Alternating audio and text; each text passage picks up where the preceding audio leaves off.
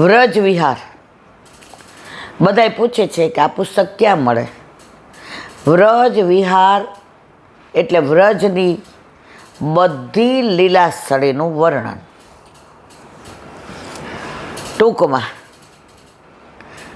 નવનીત પ્રિય શાસ્ત્રી ઓથેન્ટિક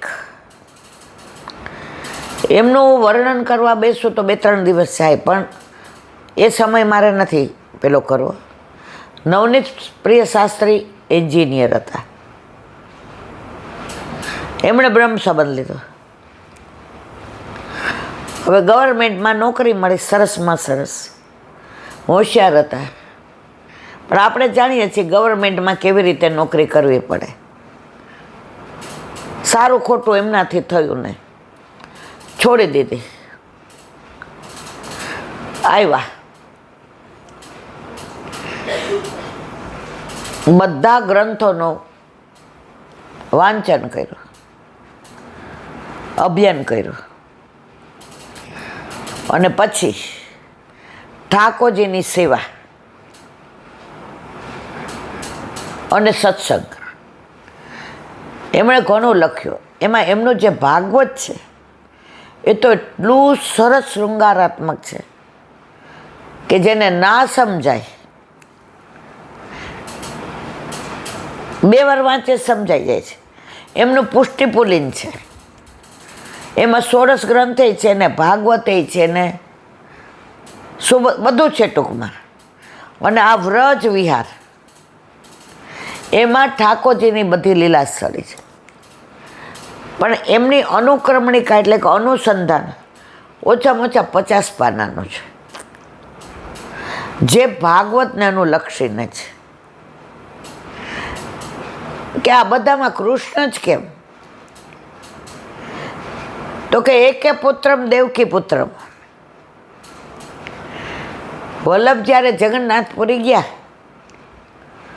અને બધાએ પૂછ્યું કે ભગવાન કોણ, મંત્ર કયો અને કયો દેવ? વલ્લભે કહ્યું હું કહીશું, આ લોકો વાંચશે નહીં. એટલે કે જગન્નાથ ભગવાન પાસે કલમ અને ખડિયો અને કાગળ મૂકો, એ કે સાચું. તો જગન્નાથ ભગવાનને કહ્યું કૃષ્ણ એ જ ભગવાન, શ્રી કૃષ્ણ શરણમમ એ જ મંત્ર અને ગીતા. આમાં તો ઘણું બધું અનુસંધાન છે કે ભૃગુ ઋષિ ને એમ થયું કે સૌથી મોટો કયો દેવ? તો શંકર ભગવાન પાસે ગયા. પાર્વતીજીની હારે લીલામાં વ્યસ્ત હતા, એમને ગમ્યું નહીં, ત્યાંથી પાછા વળ્યા.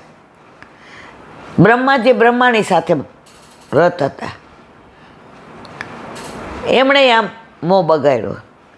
છેવટે ઠાકોરજી પાસે આવ્યા, લક્ષ્મીજી સાથે લીલામાં. આવો આવો પ્રભુ આવો. રથ હતા તો લાત મારી. એ ભૃગુ પદ આજે પણ ઠાકોરજીના હૃદયમાં બિરાજે છે, છાતી પર.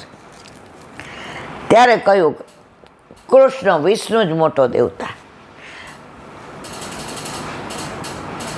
બધાય અંશ અવતાર. તમે પરશુરામ જુઓ તો આવેશ અવતાર, તમે વ્યાસજી જુઓ તો જ્ઞાન અવતાર, તમે રામ જુઓ તો મર્યાદા હાસ્ય અવતાર. પણ પૂર્ણ પુરુષોત્તમ કોણ? ઠાકોરજી. આ બધુંય નવનીત પ્રિય શાસ્ત્રીએ છીએ 50-60 પાનામાં વર્ણન કર્યું છે. એનું વર્ણન આપણે ભાગવતજીમાં સુબોધિની ચાલુ કર્યું એટલે એમાં આવે, એટલે હું અત્યારે આમાં કરતી નથી. વ્રજ કમળ આકારે છે. કમળમાં 56 પાંદડી હોય છે, 8 અંદર, 16 બહાર, અને એનાથી 12 32, સરવાળો કરીએ 56. એ ભાવથી આપણે 56 ભોગ ધરીએ છીએ. એ 56 લીલા સ્થળી. પણ આખા વ્રજની પરિક્રમા ભાદરવા મહિનામાં થાય. જે બધાય તીર્થસ્થાનો અને દેવતાઓ આવીને વ્રજમાં બિરાજે. 2018માં અમે ગયા ને તો નારાયણ સરોવર હતો. તો એક બેન મને આવ્યા, એ ઈરાબેન આ છે ને અમારા ભુજ બાજુ છે ને, કચ્છ ભુજ, આ એવું જ છે, બોલો અહીંયા ક્યાંથી? મેં કીધું અહીંયા ત્રિવેણી સંગમય છે, અહીંયા શેષ સાઈ છે, અહીંયા અક્ષય બટે છે, અહીંયા નારાયણ સરોવર છે. જેટલા તીર્થસ્થાનો ભારતમાં છે ને બધાય અહીંયા બિરાજે છે, કારણ આ ઠાકોરજીનું ઘર છે. એનું પ્રમાણ આપ્યું. પ્રયાગને રાજા બનાવી દીધો, તીર્થોનો રાજા. એણે બધાને મિટિંગ બોલાવી, બધા આવ્યા, વ્રજનું આવ્યું. એણે ઠાકોરજીને ફરિયાદ કરી, પ્રભુ બધાય આવ્યા તીર્થો, વ્રજનું આવ્યું. ઠાકોરજી કે હે ગાંડા, મેં તને તીર્થોનો રાજા બનાવ્યો, મારા ઘરનો રાજા નથી બનાવ્યો. વ્રજ મારું ઘર છે અને આપણે બધાય ઘરમાંથી છૂટા પડ્યા છે, એટલે વારંવાર ઘરે જવાનું મન થાય છે. મારા વાલા જો 68 વર્ષ થયા ને, મા બાપ નથી, લીલા પહોંચી ગયા છે. પણ 4-6 મહિના વરસ થાય ને તો એમ થાય કે ભાઈનો ફોન આવે ને તો સવાર જઈને સાંજે એક દી રાજકોટ જઈ આવો.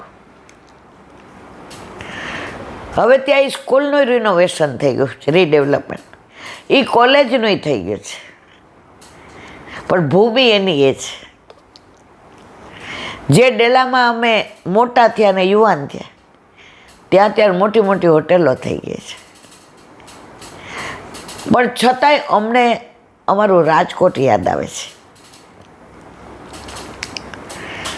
લૌકિક 60-70 વર્ષના સંબંધમાં પણ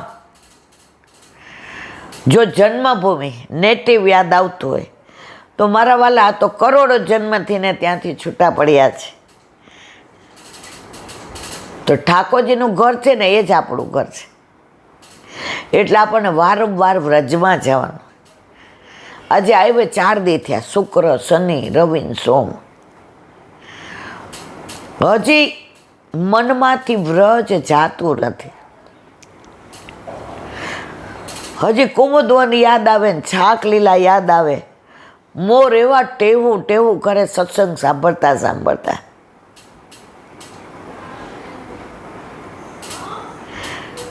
હજી ગોવિંદ ઘાટ યાદ આવે છે, હજી ગોવર્ધનની તળેટી યાદ આવે છે. તમે બીજે ગમે ત્યાં જાઓ ને તો આ દ્રશ્ય નજરે ન આવે, પણ વ્રજની વાત આવે ને મારા વાલા, ઉધો વ્રજ મોહે બિસરત નાય. બધાય ગમે એવું કહેતા હોય કે તિરોહિત થવા માંડ્યો છે,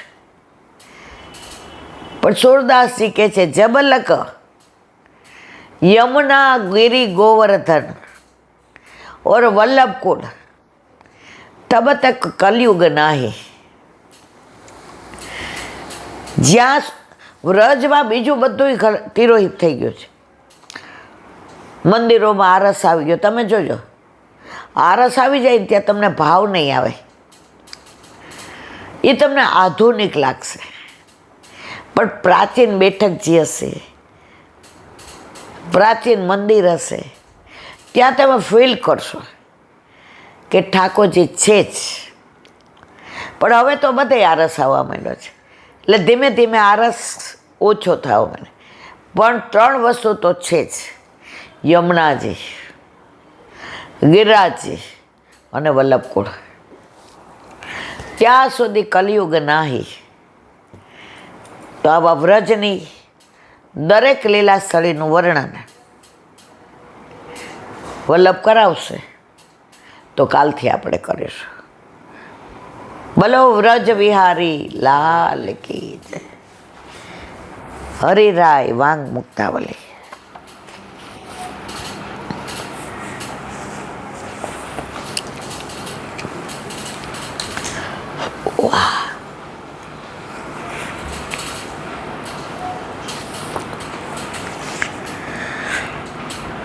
હર્યર્થમપી યત્નેન જાત વૈ મુખ્ય વારણે શ્રી ભાગવત પાઠમ ચ વિદધ્યાનીય મે નહીં.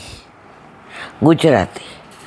શ્રી હરિની સેવા માટે પ્રયાસ કરતા પણ જેટલો સમય શ્રી હરિથી વિમુખ થવાયો તેથી વૈમુખ્ય દોષ ઉત્પન્ન થયો. આપણે સેવા પહોંચી લઈએ પછી વિમુખ જ થઈ ગયા ને. અરે સેવા કરતાં કરતાં વિમુખ થાય. મંગળ ભોગ થયો બાર, રાજભોગ થયો બાર.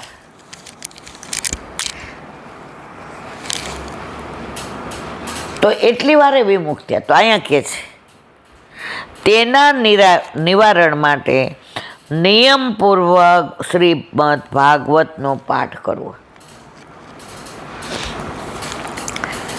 ભાગવત બેસાડવાનું આપણામાં ક્યાંય વલ્લભે નહીં કહ્યું. કથા 7 દિવસની બેસાડો, પૈસા દઈને બેસાડો, પૈસા લઈને સાંભળો. ઉલટાના દોષમાં પડીએ છીએ. વ્યર્થ વાણી વિલાસ છે. આ વલ્લભ કહે છે, હું નથી કહેતી. આપણે વૈષ્ણવ હોય તો રોજ છે ભાગવતનો પાઠ કરવો. ના થાય અડધો, અડધો ન થાય એક શ્લોક, એક શ્લોક ન થાય તો એક ટૂંક. એક જે કહેતા હતા કે અમારા માતુશ્રી હતા ને, માતુશ્રી એ અમે વ્રજમાં ગયા હોઈએ કે ક્યાંય લગ્ન પ્રસંગે વિવાહમાં, રાતના 2 વાગે આવીએ ને તો અમારા માતુશ્રી સ્નાન કરી અને પુરુષોત્તમ સહસ્ત્ર અથવા તો ભાગવતનો પાઠ કરે પછી ભોજન કરવા આવે. મોઢામાં કાંઈ ન નાખે. કાલે આપણે ગોપીનાથજીનું જોયું, એમાં ભૂલી ગયા હતા કે વલ્લભ રોજ પારાયણ કરતા ભાગવતનું. તો એનું જોઈને ગોપીનાથજી રોજ કરતા. તો 3-4 દિવસ ભોજન કરવાનું પધારે. અકાજીને ચિંતા થઈ કે આમનામ તો આમનું શરીર લેવાઈ જશે. એમણે વલ્લભને વાત કરી કે જરા જ. તો વલ્લભે પુરુષોત્તમ સહસ્ત્ર બનાવ્યો. એમાં આખા ભાગવતનો સાર આવી ગયો. બાવા ગોપીનાથજીને આનો રોજ પાઠ કરશો ને તો તમને ભાગવતનું ફળ મળશે. તો આપણા માટે વલ્લભ કેટલું સરળ બધું કરી દીધું છે. ગુસાઈજી રોજ 10મ સ્કંદનો પાઠ કરતા, તો એમને ત્રિવિધ નામાવલી બનાવી દીધી. બાબા આ પાઠ રોજ કરો. તો જો આપણે રોજ પુરુષોત્તમ સહસ્ત્ર ન થાય, માનો કે પણ એક સ્કંદ તો થાય ને, રોજ એક કરીએ. પણ અનોસરમાં ભાગવતનું અનુસંધાન કરવું, કરવું અને કરવું. સૌરાષ્ટ્રમાં ભણેલા નહીં લોકો અંગૂઠા છાપ, કાળા અક્ષર કુહાડે માર્યા.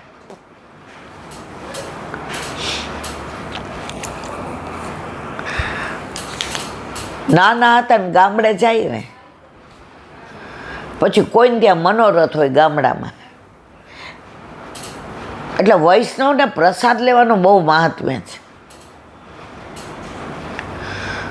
તો આજુબાજુના ગામડાવાળા નહીં કંકોત્રી લખે. કંકોત્રી અત્યારના જેવી નહીં, લાલ શાહીથી લખી ઉપર નાડા છડી બાંધી ચોખા મૂકી અને ઓલાને મોકલે.